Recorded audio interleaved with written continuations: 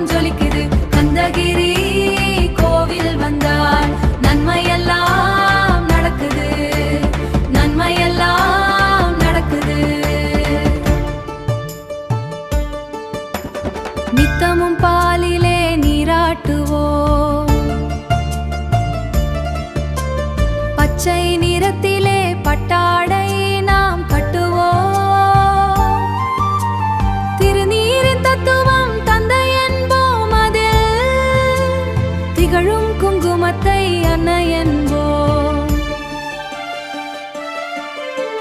பன்னிரு விழிகளில் மை திட்டுவோம், பன்னிரு செவிகளில் நகை பூட்டுவோம், பன்னிரு செவிகளில் நகை பூட்டுவோம்.